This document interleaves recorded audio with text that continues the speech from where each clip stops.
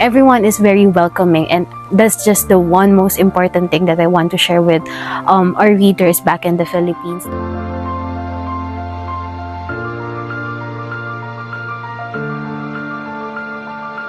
Hello, I am Justine Garcia from Business Mirror.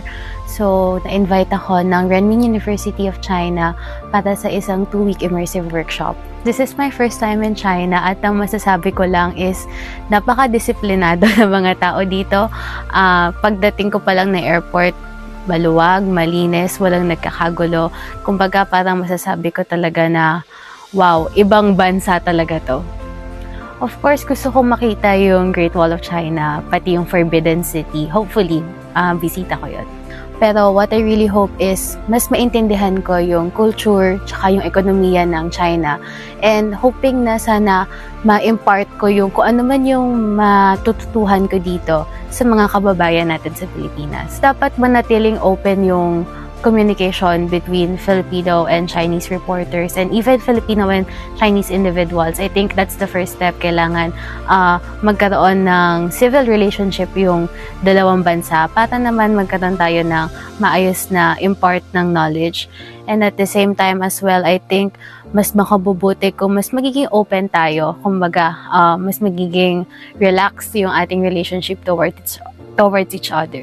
Kanina nga pinag-uusapan namin doon sa lecture na yung pagpunta namin dito is may kita namin first hand kung ano yung nangyayari sa China. Kumbaga, it debunks kung ano man yung lahat ng mga nababasang misinformation online. And through journalists like me, importante ito kasi we get to share verified information to our readers pagbalik namin ng Pilipinas.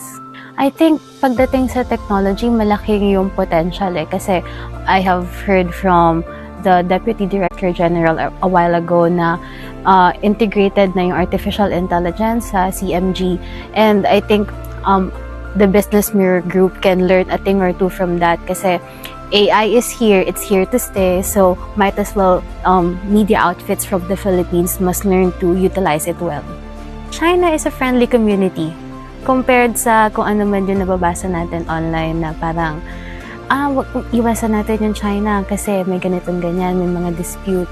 But the reality here on the ground is everyone is very welcoming, and that's just the one most important thing that I want to share with our readers back in the Philippines, that it's very much welcoming and they must see it for themselves na ganito yung nangyayari dito.